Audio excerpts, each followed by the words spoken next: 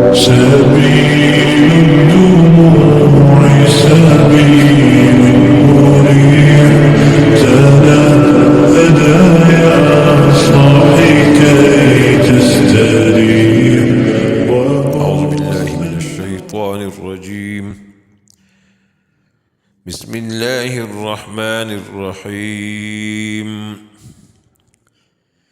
ولكل وجهة هو موليها فاستبقوا الخيرات أينما تكونوا يأت بكم الله جميعا إن الله على كل شيء قدير. ومن حيث خرجت فول وجهك شطر المسجد الحرام وإنه للحق من ربك وما الله بغافل عما تعملون. ومن حيث خرجت فول وجهك شطر المسجد الحرام وحيث ما كنتم فولوا وجوهكم شطره لئلا يكون للناس عليكم حجة إلا الذين ظلموا منهم فلا تخشوهم واخشوني ولأتم نعمتي عليكم ولعلكم تهتدون. كما أرسلنا فيكم رسولا منكم يتلو عليكم آياتنا ويزكيكم ويعلمكم الكتاب والحكمة ويعلمكم ما لم تكونوا تعلمون. اور یہ جو فرمائے کہ ہر جماعت کے لیے الگ الگ قبلہ ہے، تم نیک کاموں کی طرف سبقت کرو، اس سے واضح ہو رہا ہے کہ مسلمان کا کام فضول بحثوں میں الجھنا نہیں۔ جب یہ معلوم ہو گیا کہ اہل کتاب تمہارے قبلے کی طرف رخ کرنے والے نہیں اور تم ان کے قبلے کی طرف متوجہ نہیں ہو سکتے، تو اب بحث بلا ضرورت اور فضول ہے اور وقت کا ضائع کرنا ہے۔ ان بحثوں کو چھوڑ کر اپنے اصلی کام میں لگے، یعنی خیر کے کاموں کی طرف سبقت کرو جو آخرت میں اجر اور ثواب کا ذریعہ بنے۔ اور فاستبقوا الخیرات سے یہ بھی معلوم ہوا کہ جب بھی کبھی خیر کا موقع مل جائے تو فوراً اس کی طرف بڑھنا لپکنا چاہیے۔ اگلی آیت میں فرمایا وَمِنْ حَيْثُ خَرَجْتَ فَوَلِّ وَجْهَكَ شَطْرَ الْمَسْجِدِ الْحَرَامِ، آپ جس جگہ سے بھی باہر جائیں تو اپنا چہرہ مسجد حرام کی طرف پھیر دیں۔ وَإِنَّهُ لَلْحَقُّ مِنْ رَبِّكَ، اور بلا شبہ یہ بے شک حق ہے تیرے رب کی طرف سے۔ وَمَا اللَّهُ بِغَافِلٍ عَمَّا تَعْمَلُونَ، اور اللہ تعالیٰ غافل نہیں ہے تمہارے کاموں سے۔ پھر دوبارہ اگلی آیت میں فرمایا وَمِنْ حَيْثُ خَرَجْتَ فَوَلِّ وَجْهَكَ شَطْرَ الْمَسْجِدِ الْحَرَامِ، جس جگہ سے بھی آپ باہر جائے اپنا چہرہ مسجد حرام کی طرف پھیر دیجئے۔ وَحَيْثُ مَا كُنْتُمْ، اور جہاں کہیں بھی تم ہو، فَوَلُّوا وُجُوهَكُمْ شَطْرًا، سو اپنے چہرے کو اس کی طرف پھیر لو، شطرا اس جہت کی طرف، قبلے کی طرف۔ تو اس آیات میں اول تو یہ فرمائے کہ اے نبی آپ جس جگہ سے بھی کہیں سفر سے باہر نکلے، نماز میں اپنا رخ مسجد حرام کی طرف کر لیا کرے، اور فرمائے کہ حکم حق ہے آپ کے رب کی طرف سے ہے، اور اللہ سب کاموں کو دیکھتا ہے، کسی کے عمل سے غافل نہیں ہے۔ پھر دوبارہ دوسری آیات میں اعادہ فرمایا وَمِنْ حَيْثُ خَرَجْتَ سے، اور ساتھ ہی عامۃ المسلمین کو بھی خطاب فرمایا کہ تم جہاں کہیں بھی ہو نمازوں میں اپنے چہرے مسجد حرام کی طرف کر لیا کرو۔ تو فَوَلُّوا وُجُوهَكُمْ شَطْرًا، تو اس میں دوبارہ تکرار کے ساتھ اس لیے ذکر کیا گیا کیونکہ تحویل قبلے کا مسئلہ چونکہ بہت اہم بن گیا تھا، مخالفوں کے اعتراض اور شور شعب کی وجہ سے بعض کچے مسلمان بھی متاثر ہو گئے تھے، اور ان میں سے بعض مرتد بھی ہو گئے تھے، جیسا کہ پہلے گزرا۔ اس لیے تاکید کے طور پر بار بار مسجد حرام کی طرف استقبال کرنے کا حکم فرمایا گیا، اور درمیان میں الحق من ربک اور الحق من ربک لایا گیا۔ اور بعض رات نے یہ بھی کہا ہے کہ پہلے حالت حضر کا پھر حالت سفر کا حکم بیان فرمایا کہ سفر میں بھی مسجد حرام ہی کی طرف رخ کر کے نماز پڑھے، اور حضر میں بھی مسجد حرام کی طرف نماز پڑھے۔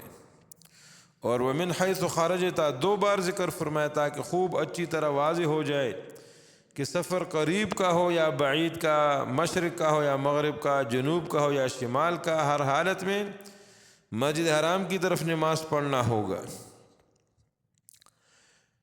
لِأَلَّا يَكُونَ لِلنَّاسِ عَلَيْكُمْ حُجَّةٌ، تاکہ نہ رہے لوگوں کا تم پر حجت۔ اس کے بارے میں مفسر بیضاوی فرماتے ہیں کہ یہ فَوَلُّوا وُجُوهَكُمْ کی علت ہے، مطلب یہ کہ بیت المقدس کی بجائے کعبہ شریف کی طرف رخ پیر دینے میں یہودیوں کی حجت ختم ہو جاتی ہے، کیونکہ ان کا یہ اعتراض تھا کہ تورات شریف میں تو یہ ہے کہ نبی آخر زمان کا قبلہ کعبہ شریف ہوگا، لیکن یہ بیت المقدس کی طرف نماز پڑھتے ہیں۔ اور دوسری بات وہ یہ کہتے تھے کہ محمد صلی اللہ علیہ وسلم ہمارے دین کا انکار کرتے ہیں لیکن ہمارے قبلے کا اتباع کرتے ہیں۔ یہودیوں کے دونوں اعتراض کعبہ کی طرف رخ کرنے کا حکم ملنے سے ختم ہو گئے، اور مشرکین جو یہ کہتے تھے کہ محمد صلی اللہ علیہ وسلم ملت ابراہیمی کے اتباع کا دعویٰ کرتے ہیں لیکن ان کے قبلے کے علاوہ دوسرا قبلہ اختیار کیے ہوئے ہے، تو تحویل قبلے میں ان کا اعتراض بھی ختم ہو گیا۔ تو لِأَلَّا يَكُونَ لِلنَّاسِ، للناس سے مراد یہود اور مشرکین دونوں مراد ہیں، تاکہ ان کی کوئی حجت نہ رہے۔ إِلَّا الَّذِينَ ظَلَمُوا مِنْهُمْ، مگر جو ان میں سے ظلم کرنے والے ہیں، ظالم ہیں، یعنی کعبہ شریف کو قبلہ مقرر کر دینے سے لوگوں کی حجت ختم ہو گئی، اور اب کسی کا اعتراض باقی نہیں رہا سوائے ان لوگوں کے جو ظالم ہیں، جنہوں نے عناد پر ہی کمر باندھ رکھی ہے اور جنہیں حق قبول کرنا ہی نہیں۔ مثلا یہودی معاند یوں کہیں گے کہ انہوں نے کعبہ کو قبلہ اس لیے اختیار کیا کہ اپنی قوم کے دین کی طرف مائل ہو گئے، اور وطن کی محبت نے ان کو کعبہ کو قبلہ بنانے پر آمادہ کر لیا۔ یا یوں کہیں گے کہ ان کو اس وقت یہ خیال آ گیا کہ اپنے باپ دادوں کا قبلہ اختیار کرے، ممکن ہے کہ پھر ہمارے قبلے کی طرف واپس آ جائیں گے۔ تو معترض اور معاند کا منہ تو کبھی بند نہیں ہو سکتا، وہ تو کٹ حجتی کرتا رہتا ہے۔ فَلَا تَخْشَوْهُمْ وَاخْشَوْنِي، سو تم ان سے نہ ڈرو اور مجھ سے ڈرو۔ جو حکم کعبہ شریف کو رخ کرنے کا ہوا ہے اس کی تعمیل کرو، اور معترضین معاندین کی کسی بات کا کوئی خیال نہ کرو، ان سے نہ ڈرو، کیونکہ ان کے طعنے اور اعتراضات تمہیں کچھ نقصان نہیں پہنچائیں گے۔ مجھ سے ڈرو، میرے امر کی مخالفت نہ کرو۔ وَلِأُتِمَّ نِعْمَتِي عَلَيْكُمْ وَلَعَلَّكُمْ تَهْتَدُونَ، یعنی میں نے تم کو تحویل قبلے کا حکم دیا اس لیے کہ میں تم پر اپنی نعمت پوری کروں اور تاکہ تم ہدایت پر مضبوطی کے ساتھ جمے رہو۔ اس کے بعد فرمایا کما ارسلنا فیکم رسولا منکم، یہ بھی پچھلے درس سے متعلق ہے، یعنی ہم نے تم کو کعبہ شریف کی طرف نمازوں میں رخ کرنے کا حکم دیا ہے تاکہ تم پر اپنی نعمت قبلے کے بارے میں اور آخرت میں پوری کروں، جیسا کہ میں نے اپنی نعمت تم پر اس طرح بھی پوری کی ہے کہ تمہارے اندر تم ہی میں سے ایک رسول بھیجا ہے جو ہماری آیتیں پڑھ کر تم کو سناتا ہے اور تمہارا تزکیہ کرتا ہے۔ اس کی تعلیمات پر عمل کرنے سے تم ظاہری باطنی اور خرابی سے پاک ہو جاؤ گے۔ وہ تم کو کتاب حکمت کی تعلیم دیتا ہے، وہ تمہیں باتیں بتاتا ہے جن کو تم نہیں جانتے تھے، جن کے جاننے کا راستہ وحی الہی کے علاوہ بالکل نہیں ہے۔ تو ہم نے اپنا رسول بھیجا، اس پر وحی بھیجی اور وحی کے ذریعے تم کو بہت کچھ بتا دیا اور سمجھایا، تو لہٰذا یہ بھی میری نعمت ہے کہ میں نے تم ہی میں سے وہ رسول بھیجا۔ کما ارسلنا فیکم رسولا، جیسے ہم نے بھیجا تمہارے اندر ایک رسول، منکم تم ہی میں سے، یتلو علیکم آیاتنا، اور جو تلاوت کرتا ہے تم پر ہماری آیتیں، ویزکیکم، تمہیں پاکیزہ بناتا ہے، تمہارا تزکیہ کرتا ہے، ویعلمہم الکتاب، اور تم کو کتاب کی تعلیم دیتا ہے، والحکمت، حکمت کی، دانائی کی، حدیث مبارکہ اور سنت رسول، سب اس حکمت سے مراد ہے، ویعلمکم، اور تم کو وہ چیز سکھاتا ہے، ما لم تکونوا تعلمون، جو تم نہیں جانتے تھے۔ تو لہٰذا جب میں نے یہ نعمت، اس کی تکمیل تم پر کر دی، تو لہٰذا تم شکر گزار بن جاؤ، مجھے یاد کرو، یہ شکر گزاری ہے۔ فاذکرونی اذکرکم، تم مجھے یاد کرو فرما برداری کے ساتھ، اذکرکم، میں تمہیں یاد کروں گا ثواب دے کر، دل سے تم یاد کرو، زبان سے یاد کرو، اور یہ یاد ہے، اور فرما برداری اور اطاعت میں لگنا بھی یاد ہے، اللہ کے خوف سے گناہوں کو چھوڑ دینا یہ بھی یاد ہے۔ اور محققین نے فرمایا ہے کہ ہر وہ شخص جو اللہ کی فرما برداری میں مشغول ہو وہ ذاکر ہے۔ زبان سے یاد کرنے کی بھی بہت زیادہ فضیلت ہے۔ ایک حدیث میں ہے، نبی علیہ السلام نے ارشاد فرمایا کہ اللہ فرماتے ہیں کہ میں اپنے بندے کے ساتھ ہوں جب وہ مجھے یاد کرے اور میری یاد میں اس کے ہونٹ حرکت کرے۔ اور ایک حدیث میں ہے کہ نبی علیہ السلام نے فرمایا کہ بلا شبہ اللہ فرماتے ہیں کہ میں اپنے بندے کے ساتھ ہوں جب وہ مجھے یاد کرتا ہے، سو اگر اس نے مجھے تنہائی میں یاد کیا تو میں بھی اسے تنہا یاد کروں گا، اگر وہ مجھے جماعت میں یاد کرے تو میں ایسی جماعت میں یاد کرتا ہوں جو اس کی جماعت سے بہتر ہے، یعنی فرشتوں کے سامنے۔ احادیث شریفہ میں تسبیح، تحلیل، تکبیر میں مشغول ہونے کی بڑی فضیلت وارد ہوئی ہے۔ ابو ہریرہ رضی اللہ عنہ سے روایت ہے کہ نبی علیہ السلام نے ارشاد فرمایا کہ اگر میں یوں کہوں کہ سبحان اللہ، الحمدللہ، ولا الہ الا اللہ، واللہ اکبر، تو یہ مجھے ان سب چیزوں سے زیادہ محبوب ہے جن چیزوں پر آفتاب طلوع ہوا۔ اور ابو ذر رضی اللہ عنہ سے روایت ہے، نبی علیہ السلام سے سوال کیا گیا کہ کون سا کلام ذکر کے لیے سب سے زیادہ افضل ہے؟ آپ نے فرمایا جو اللہ نے اپنے فرشتوں کے لیے منتخب فرمایا، سبحان اللہ و بحمدہ۔ اور جابر رضی اللہ عنہ کی روایت ہے، نبی علیہ السلام نے ارشاد فرمایا جس نے یوں کہا سبحان اللہ العظیم و بحمدہ، اس کے لیے جنت میں ایک کھجور کا درخت لگا دیا جائے گا۔ اور ابو ہریرہ رضی اللہ عنہ سے روایت ہے کہ نبی علیہ السلام نے ارشاد فرمایا کہ دو کلمے ایسے ہیں جو زبان پر ہلکے ہیں، قیامت کے دن ترازو میں باری ہوں گے اور رحمان کو محبوب ہے، وہ ہے سبحان اللہ و بحمدہ، سبحان اللہ العظیم۔ ایک صحابی نے عرض کیا یا رسول اللہ، اسلام کی باتیں تو بہت ہے، آپ مجھے کوئی ایسی بات بتائے جس میں میں لگا رہوں۔ آپ نے فرمایا لا یزال لسانک رطبا من ذکر اللہ، تیری زبان ہر وقت اللہ کی یاد میں تر رہے۔ حضرت ابو موسیٰ اشعری رضی اللہ عنہ نے بیان فرمایا کہ میں رسول اللہ صلی اللہ علیہ وسلم کے پیچھے چل رہا تھا اور دل میں لا حول ولا قوت الا باللہ پڑھ رہا تھا۔